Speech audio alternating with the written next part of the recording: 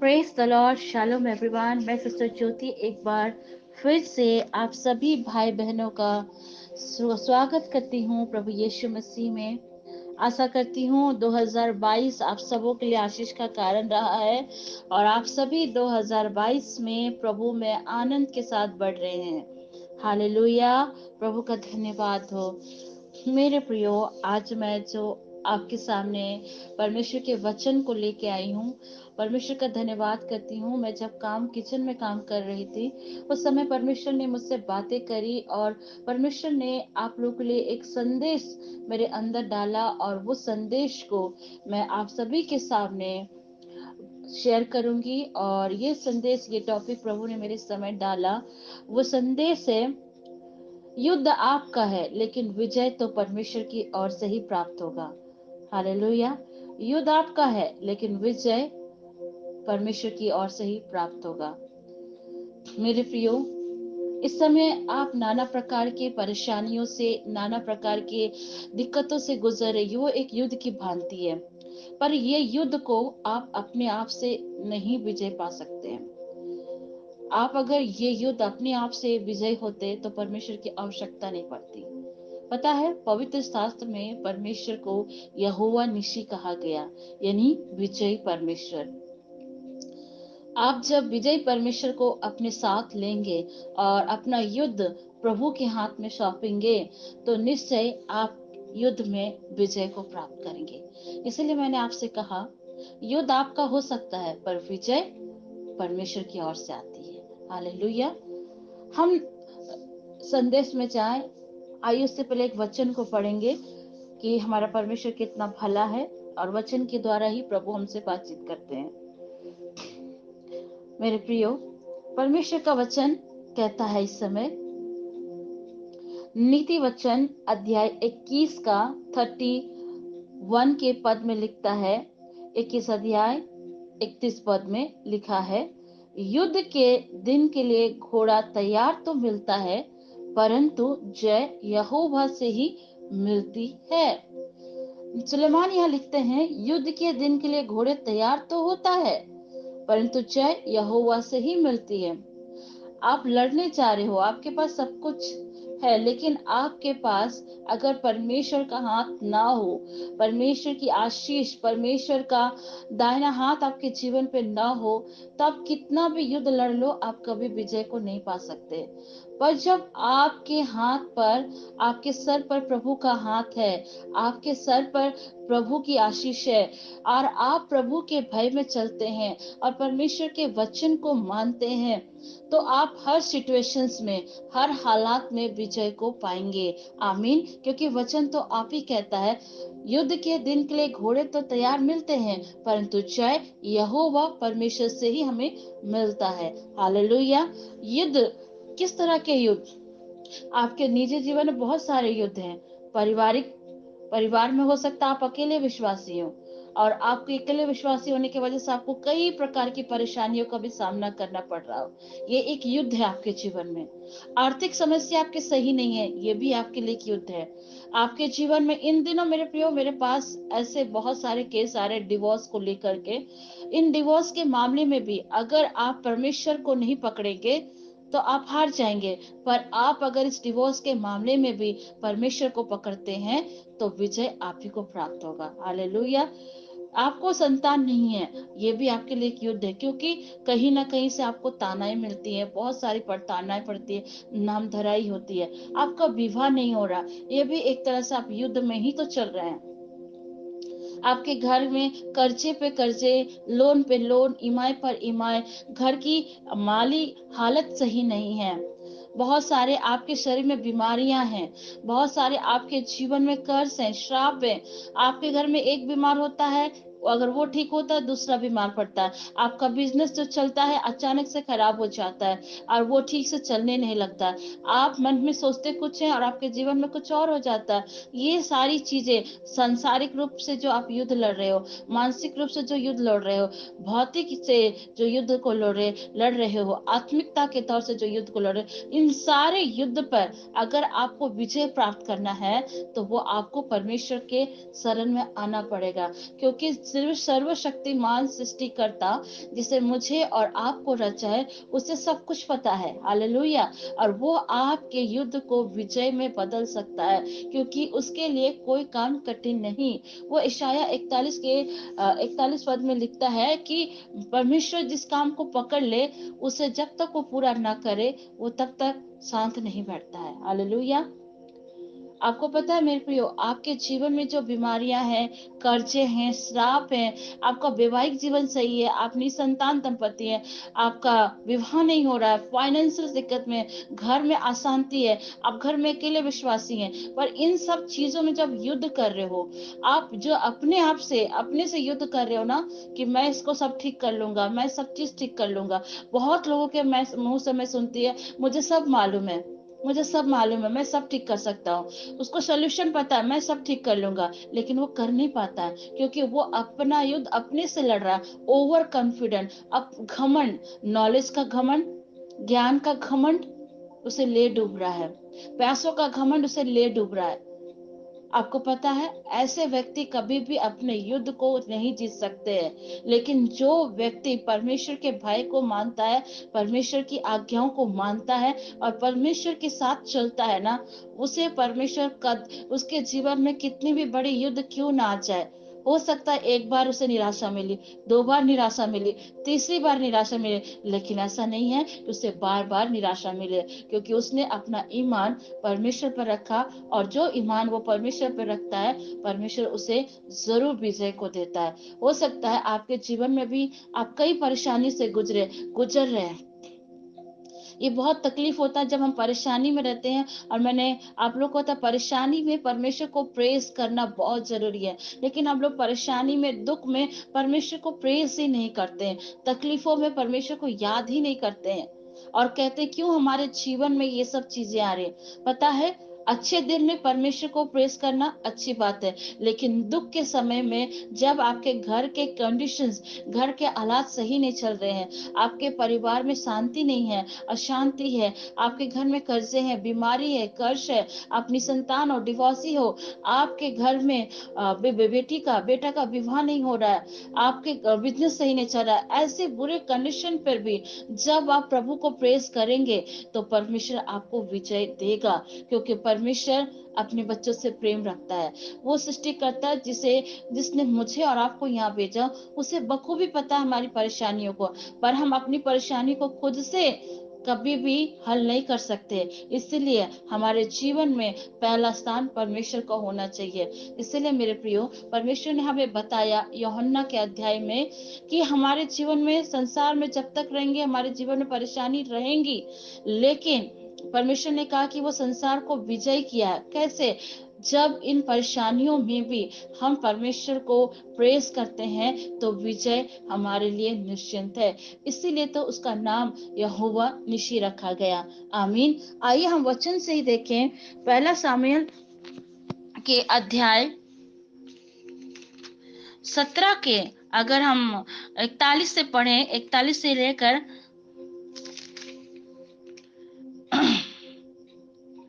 अगर हम देखें 41 से लेकर 53 तक अगर पढ़ें, आप सभी अपने बाइबल में पढ़ सकते हैं कि किस तरह दाऊद ने गोलियत को मारा, है ना।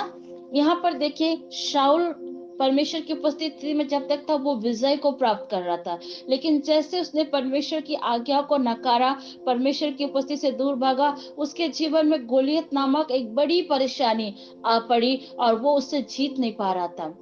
लेकिन यहाँ पर ध्यान देने वाली बात है, तो साउल ने ऐलान किया था कि जो कोई इसे दानव गोलियत को मार मार गिराएगा, वो अपनी बेटी का विवाह और आदि संपत्ति उसके नाम कर देगा।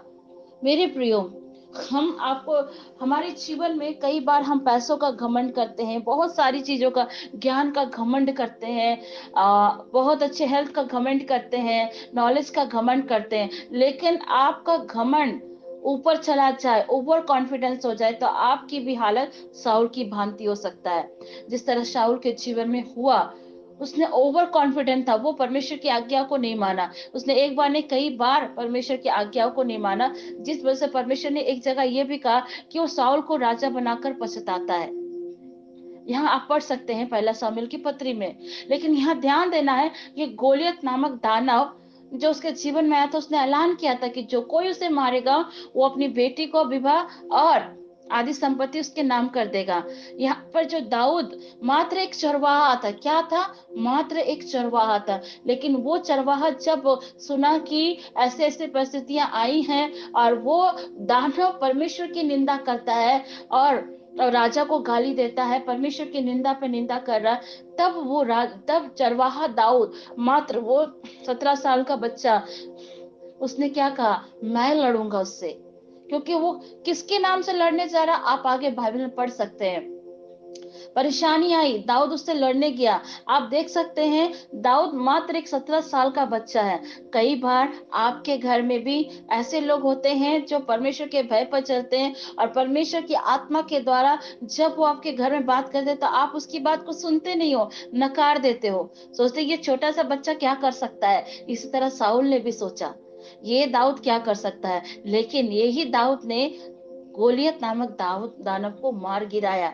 आप अगर परमेश्वर की उपस्थिति में जीते हैं, परमेश्वर के भय पर चलते हैं, तो परमेश्वर आपके हर युद्ध में आपको विजय करेगा। यहाँ पर ध्यान दीजिएगा, दानव जो गोलियत था वो बहुत सारे भाला को लेकर आया था और मात्र जो दाऊद एक चरवाहा था, छोटा सा बच्चा था। आप अगर कल्पना भी करो, एक छोटा बच्चा इतने बड़े गोलियत को मार सकता था क्या? मैं और आप उस जगह पर तो शायद हम ये नहीं कर सकते, हम नहीं कर सकते। क्योंकि अगर देखा जाए तो वो गोलियत इतना बड़ा दानव था और वो मात्र चरवाहा था। एक अगर हम ह्यूमन नेचर से भी सोचे तो ये नहीं कर सकते थे, लेकिन यहाँ परमेश्वर उसे आत्मिक रूप से भी मजबूत किया, शारीरिक रूप से भी और बुद्धि से भी उसे मजबूत किया। हालेलुया। हम वचन को पढ़ते हैं, यहाँ क्या लिखता है, आप पढ़ सकते हैं। यहाँ पे लिखता है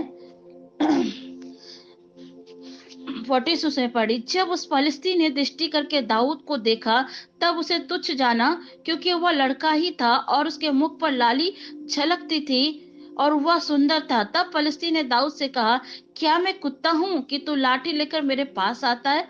तब फलिस्ती ने अपने देवताओं का नाम लेकर दाऊद को कोसने लगा। फिर फलिस्ती ने दाऊद से कहा, मेरे पास आ, मैं तेरा मांस आकाश के पक्षियों और वन पक्षियों को दे दूंगा।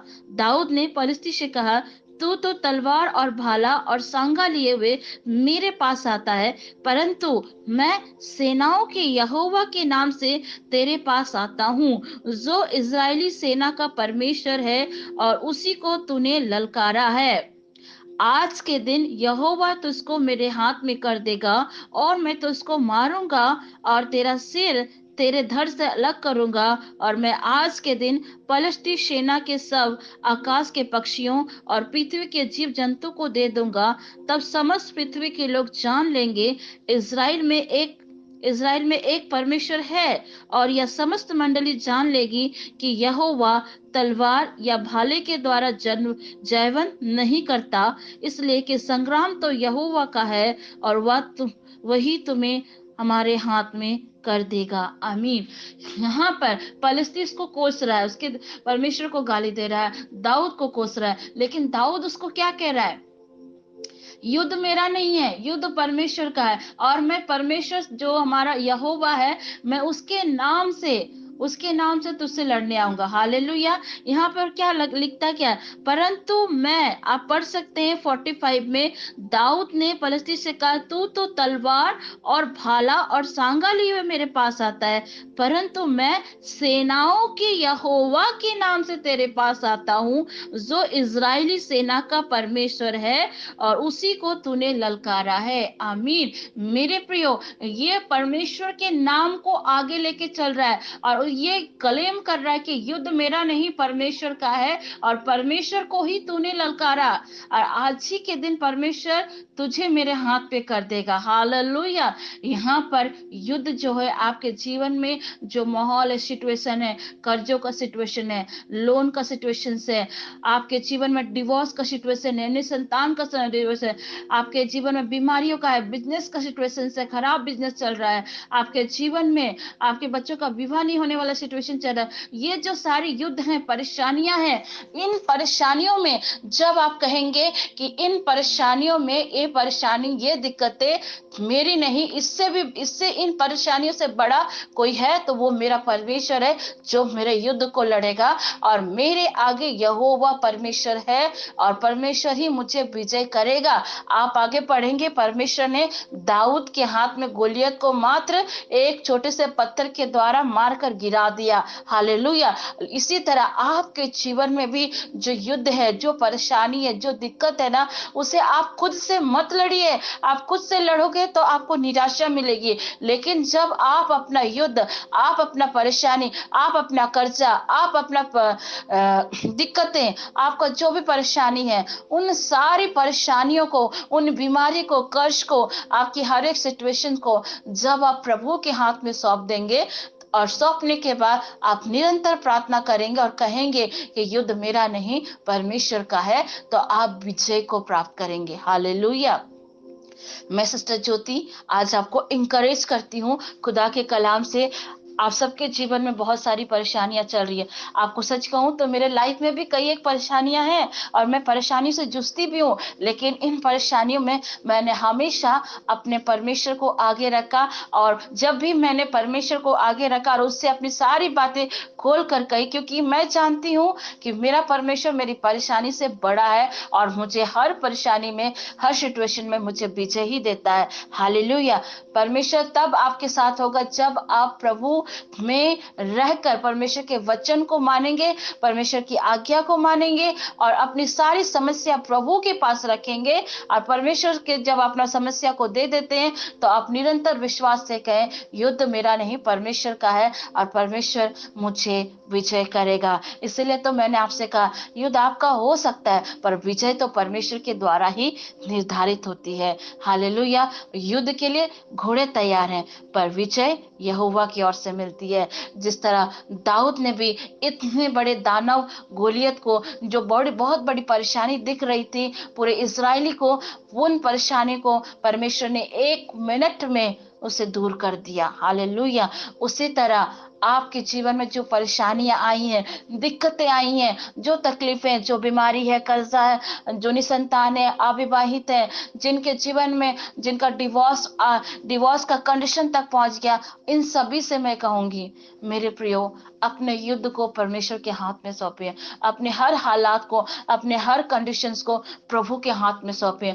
ओवर कॉन्फिडेंट कभी ना हो, क्योंकि आप अगर ओवर कॉन्फिडेंट होंगे तो आपको शाऊल की भांति निराशा प्राप्त होगी। शाऊल की भांति आप प्रभु की उपस्थिति से दूर हो जाएंगे, और आप अगर प्रभु की उपस्थिति से दूर होकर सब कुछ करना चाहते हैं तो आपको कभी विजय प्राप्त नहीं होगा। आपको पता है, शाऊल जब प्रभु की उपस्थिति से दूर चला गया और उसने अपने ही हाथों में सब चीज का डिसीजन लेना शुरू किया, वो हर चीज में अपना ही इन चीजों का अभिमान करता था, घमंड करता था। एक समय ऐसा आया कि शाऊल ने सुसाइड कर लिया, उसने आत्महत्या को पकड़ लिया। पर यहाँ पर दाऊद निरंतर परमेश्वर की उपस्थिति में बना रहा, मात्र एक चरवाहा था, और वो चरवाहा लड़का एक समय ऐसा आया, इस्राएल का राजा बना। हाँ, आप बाइबल में पढ़ सकते हैं, दाऊद से भी गलतियां हुई, पर दाऊद समय रहते अपनी गलतियों को माना और प्रभु के सामने माफी मांगी और परमेश्वर के सामने नम्र हुआ, दीन हुआ, और आज तक उसका नाम लिया जाता है, और हम कहीं ना कहीं उसी के वंशज कहलाए जाते हैं। हालेलुया। मैं सिस्टर ज्योति आपको इंकरेज करती हूँ इन वचनों के द्वारा कि आप अपना युद्ध खुद से न लड़ें। आप अपनी समझ को लगाएंगे, अपनी बुद्धि को लगाएंगे, आप कभी विजय को नहीं प्राप्त कर सकते। पर अपनी सारी परेशानी, सारी दिक्कत, सारा चीज प्रभु के हाथ में सौंपेंगे तो विजय आपका है। इसलिए मैंने आपके सामने ये टॉपिक को रखा। युद्ध आपका हो सकता है पर विजय तो परमेश्वर की ओर से ही आपको मिलेगी। मे the God bless you everyone. परमेश्वर आपको इस वचन के द्वारा बहुत आशीष दे, बरकत दे, और आपने बरकत पाई है तो दूसरों तक जरूर इस वचन को शेयर करें। प्रभु आप सबको आशीष दे। जय मसीह की। Praise the Lord. शालोम। जय यीशु। यीशु शाय। परमेश्वर आपके साथ है। God bless you everyone.